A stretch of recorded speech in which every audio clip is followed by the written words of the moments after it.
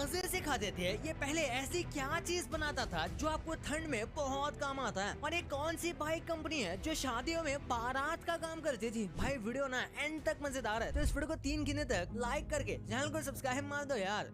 1 2 और 3 आपने कर दिया, तो स्टार्ट करते हैं। Number 15 Kellogg's lip balm. Kellogg's company के प्रोडक्ट हम बचपन से यूज करते हैं, क्योंकि दूध के साथ चोकोस तो हम सबने खाया ही है। इस कंपनी की शुरुआत एक कॉर्नफ्लेक्स बनाने वाली कंपनी की तरह हुई थी, लेकिन इन्होंने एक बार लिप बाम भी बनाया था जो कि ठंड में बहुत काम आया। वो भी 1-2 फ्लेवर में नहीं, बल्कि कई सारे फ्लेवर्स में इन्होंने लिप बाम को लॉन्च किया था। और ऑब्वियसली वो इतना ज्यादा सक्सेसफुल नहीं रहा, इसलिए ज्यादातर जगह पर इसे बंद कर दिया गया था। बस कुछ जगह पर इसे कंटिन्यू किया गया। ओवरऑल ये कुछ खास पॉपुलर नहीं रहा था। Number 14 Nestle. नेस्ले कंपनी की शुरुआत छोटे बच्चों के लिए रेडीमेड मील्स बेचने से हुई थी, यानी कि उनका सबसे पहला प्रोडक्ट एक बेबी प्रोडक्ट था। मिल्क के साथ इनका दिया हुआ पाउडर मिलाकर आप अपने बच्चे को खिला सकते थे। यही था नेस्ले का सबसे बड़ा प्रोडक्ट। और अभी भी इस सेक्टर में नेस्ले काफी ज्यादा पॉपुलर है, लेकिन इसके साथ साथ नेस्ले बहुत सारा एक्सपैंड हो चुका है और लगभग सारे फूड रिलेटेड सेक्टर में पहुंच गया। इवन जानवरों के खाने में प्यूरिना पेट फूड जो है वो भी नेस्ले का ही पास्ट प्रोडक्ट है। Number 13 LG. इस कंपनी का नाम सुनते ही हमारे दिमाग में 3 चीजें आती हैं, या तो टेलीविजन, या तो फ्रिज, या फिर एसी। पर इसकी स्टार्ट तो एक कॉस्मेटिक कंपनी की तरह हुई थी। इसके पास प्रोडक्ट में लिपस्टिक से लेकर लड़कियों के हर एक टाइप के कॉस्मेटिक प्रोडक्ट अवेलेबल थे। और माना कि अभी ये मोस्ट ऑफ द कंट्रीज में नहीं मिलते, पर कुछ एशियन कंट्रीज हैं जिसमें ये प्रोडक्ट्स अभी भी मिलते हैं। और एलजी कंपनी जो है वो कोरियन वॉर के बाद ही इलेक्ट्रॉनिक्स में आ गई थी, जब उन्होंने गोल्ड स्टार के साथ कोलैबोरेशन किया था, जो कि तब भी एक इलेक्ट्रॉनिक कंपनी थी। और इसी वजह से उसके बाद ये इलेक्ट्रॉनिक मार्केट में अपने प्रोडक्ट्स बनाने लगी एलजी के नाम से। और धीरे धीरे ये बहुत ज्यादा पॉपुलर हो गई और वर्ल्ड वाइड फेमस हो गई। कोरियन वॉर के बाद इस कंपनी ने काफी ज्यादा हेल्प किया था कंट्री को वापस बनाने में, इसलिए इस कंपनी को काफी रिस्पेक्ट से देखा जाता है, जैसे कि इंडिया में टाटा को देखा जाता है। Number 12 Nokia. एक टेलीकम्युनिकेशन और इलेक्ट्रॉनिक प्रोडक्ट बनाने वाली कंपनी से पहले नोकिया ने बहुत कुछ किया है। जैसे कि सबसे पहले बात करें तो इसका स्टार्ट ही हुआ था पेपर मिल बनाने वाली कंपनी की तरह, और तभी देखकर किसी को लगा भी नहीं होगा कि ये टेलीकम्युनिकेशन कंपनी बन जाएगी। और हाँ, यही नहीं, पेपर मिल के बाद इन्होंने रबर बूट्स और वायर्स बनाने का भी काम स्टार्ट किया था। और उसके बाद जाकर ये टेलीकम्युनिकेशन इंडस्ट्री में आए, जहाँ पर इनके नोकिया के फोन बहुत ज्यादा पॉपुलर रहे, लेकिन अभी ये ज्यादा नहीं दिखते। Number 11 Tesla. टेस्ला, इसका नाम सुनकर अभी भी हमारे दिमाग में बस इलेक्ट्रिक कार्स आते हैं, क्योंकि इस चीज के लिए टेस्ला अभी भी फेमस है, राइट। लेकिन फ्यूचर में ये सारी चीजें बदल जाएगी। टेस्ला अब सोलर पावर और एनर्जी स्टोरिंग कंपनी की तरफ बढ़ रहा है, और ऐसे ही चलता रहा तो वो दिन भी दूर नहीं जब टेस्ला के सोलर पावर और एनर्जी स्टोरेज हर जगह पर यूज होंगे। और उसके बाद ये एक पास की बात ही रह जाएगी कि कैसे टेस्ला ने कार से शुरू करके एनर्जी सेक्टर में लैंड किया। Number 10 Yamaha. इस कंपनी का नाम सुनकर हमारे दिमाग में तेज चलने वाली बाइक आती है, लेकिन एक टाइम था जब यामाहा सुन के लोगों के दिमाग में पियानो बजता था, क्योंकि इस कंपनी की शुरुआत पियानो और रीड ऑर्गन बनाते ही हुई थी। रीड ऑर्गन भी पियानो जैसा ही एक इंस्ट्रूमेंट होता है जिसे कि बजाया जाता है, लेकिन फिर इस कंपनी के ओनर ने इसे किसी वजह से मोटर इंडस्ट्री में एक्सपैंड करने का सोचा, और ये उसमें काफी ज्यादा पॉपुलर रही। भले ये म्यूजिकल बैकग्राउंड से ही थी, लेकिन मोटर्स में इसने लोगों को बहुत सारा तगड़ा कंपटीशन दिया था, और ये बहुत ज्यादा पॉपुलर हो गए। वैसे तो कई लोगों को नहीं पता, लेकिन बीच बीच में यामाहा ने सॉफ्टवेयर भी बनाया था, लेकिन उसमें वो कुछ ज्यादा सक्सेसफुल नहीं रह पाया, क्योंकि सॉफ्टवेयर इंडस्ट्री वैसे भी काफी ज्यादा टफ है। Number 9 Amazon. अमेज़न में पहले बुक्स मिलती थी। अगर आप यहाँ पर कुछ भी खरीदने चाहते तो आपको बुक्स की सिवाय कुछ नहीं मिलता, लेकिन अब यहाँ पर आपको जो चीज चाहिए वो मिल सकती है। दरअसल एक ऑनलाइन बुक स्टोर होने के बाद कई लोगों ने कंप्लेंट की थी कि उन्हें बुक से रिलेटेड और भी कई आइटम्स चाहिए, और इसलिए उन्होंने धीरे धीरे इसमें चीजें ऐड करना स्टार्ट किए, और उसके बाद इसे एक ई-कॉमर्स जायंट बना दिया, जिस पर आप लिटरली कुछ भी खरीद और बेच भी सकते हो। ये तो लिटरली रेवोल्यूशनरी था। Number 8 Suzuki Motors. ऐसा क्या हुआ होगा कि एक लूम मैन्युफैक्चरिंग कंपनी इतनी फेमस कार इंडस्ट्री की कंपनी बन गई, जैसे कि इनकी शुरुआत एक लूम मैन्युफैक्चरिंग की तरह हुई थी, और उसके अंदर सक्सेसफुल होने के बाद उन्होंने सोचा कि अब इनको अलग अलग सेक्टर में एक्सपैंड करना चाहिए। और तभी के हिसाब से देखकर इन्हें लगा कि अगर ये ऑटोमोबाइल इंडस्ट्री में अच्छा खासा इन्वेस्ट करते हैं तो ये उनके लिए फायदेमंद रहेगा। और ऐसा ही हुआ, अपने सक्सेसफुल कंपनी के फंड को यूज करके इन्होंने मोटर कंपनी शुरू की, और वो बहुत ज्यादा पॉपुलर रही। Number 7 PayPal. ये ओरिजिनली एक ऐसा सॉफ्टवेयर था जो कि क्रिप्टोग्राफी और सिक्योरिटी के लिए यूज होता था हैंड हेल्ड डिवाइसेस में, लेकिन उसके बाद धीरे धीरे जब इस चीज की एज जाने लगी तो पेपाल के क्रिएटर ने इसके पाथ को थोड़ा चेंज करने का सोचा। सिक्योरिटी और क्रिप्टोग्राफी में एक्सपीरियंस होने की वजह से फाइनेंस की तरफ भी बढ़ना कोई बड़ा रिस्क नहीं था, और इसीलिए उन्होंने कुछ ऐसा किया, और अब ये लीडिंग ऑनलाइन पेमेंट प्लेटफॉर्म में से एक है। ऐसे आप में से कई लोगों को नहीं पता होगा, लेकिन पेपाल के को फाउंडर इलॉन मस्क भी रह चुके हैं। Number 6, Ferrari theme park. Ferrari के फाउंडर रेसिंग करने से बहुत ज्यादा अट्रैक्टेड थे और इसीलिए उन्होंने रेसर की तरह स्टार्ट किया और उसके बाद उन्होंने खुद की रेसिंग कंपनी खोली जिसका नाम ही फरारी से रिलेटेड था। और यही कंपनी फिर आगे जाकर मोटर्स में बदली जिसने फरारी का लॉन्च किया। और बहुत लोगों को नहीं पता, लेकिन फरारी का एक प्रोडक्ट थीम पार्क भी है। पूरे वर्ल्ड में कुछ फरारी के थीम पार्क मौजूद है जो कि बहुत ज्यादा एक्साइटिंग है और खासकर रेसिंग पसंद करने वाले लोगों के लिए। Number 5, Nintendo. इसका नाम सुनते ही दिमाग में वीडियो गेम आता है क्योंकि हमने बचपन से निंटेंडो को इसी के साथ जोड़ा है। पोकेमॉन से लेकर कई सारे क्लासिक वीडियो गेम्स निंटेंडो के ही थे, लेकिन एक्चुअली में ये कार्ड गेम बनाने वाली कंपनी थी। हाँ,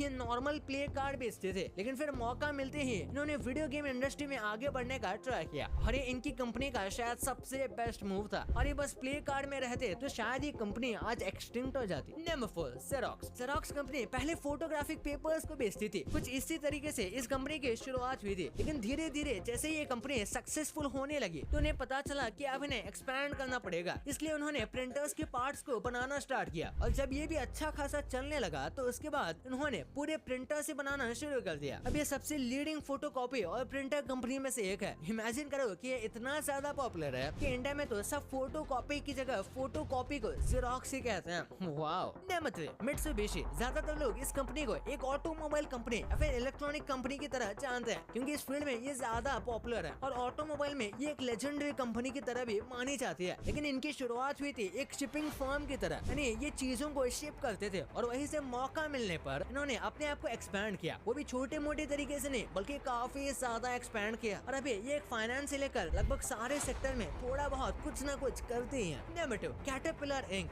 ये कंपनी हैवी इंजन, मशीनरी और कंस्ट्रक्शन इक्विपमेंट बनाती है। लोकल लोगों को इसका नाम भी नहीं पता होगा, लेकिन जो इन चीजों में काम करते हैं उन्हें पता होगा कि ये काफी बड़ी कंपनी है। लेकिन इसकी शुरुआत हुई थी ट्रैक्टर बनाने से। ये एक ट्रैक्टर मेकिंग कंपनी थी और वैसे भी ट्रैक्टर अपने आप में ही एक बड़ी मशीन है, तो ये कोई बड़ी सरप्राइज की बात नहीं है कि धीरे धीरे सक्सेसफुल होने के बाद इस कंपनी ने अपने आप को इंजन और मशीनरी सेक्टर में एक्सपैंड किया और कंस्ट्रक्शन इक्विपमेंट में भी, जिसमें ये और भी ज्यादा पॉपुलर हो गए और लोग इनके ट्रैक्टर को भूल ही गए हैं। Number 1, western union. आप में से बहुत लोगों को नहीं पता होगा क्योंकि ये कंपनी डायरेक्ट कंज्यूमर से रिलेटेड नहीं है, लेकिन वेस्टर्न यूनियन फाइनेंशियल और कम्युनिकेशन सेक्टर में बहुत सारा बड़ी कंपनी है। लेकिन इनकी शुरुआत एक टेलीग्राफ कंपनी की तरह हुई थी जो कि इस वक्त काफी नॉर्मल कंपनी थी और मौका मिलते ही इन्होंने अपने आप को स्प्रेड करने का सोचा फाइनेंशियल सेक्टर में, जो कि उस वक्त काफी ज्यादा बड़ा था। और उसके बाद वहाँ पर सक्सेस मिलने के बाद इन्हें पता था कि कम्युनिकेशन इंडस्ट्री बहुत पॉपुलर हो रही है, तो इसलिए यहाँ पर भी उन्होंने एक्सपैंड करने की कोशिश की जिसमें ये सक्सेसफुल रहे। भाई इतना सब कुछ तो आपने जान लिया, पर ये कौन सा यूट्यूबर है जिसके इतने चैनल है कि लोग इनका ओरिजिनल चैनल ही भूल गए हैं? और मिस्टर बीस्ट का ये कौन सा चैनल था जो कि इतना फ्लॉप था कि इन्होंने इसे डिलीट ही कर दिया? भाई इस वीडियो को अभी दबाओ क्योंकि मेरी गारंटी है पूरा मजा आएगा। हाँ, इस वीडियो को लाइक करके चैनल को सब्सक्राइब करके ये वीडियो देखना। तो मिलते हैं अगले वीडियो में, तब तक के लिए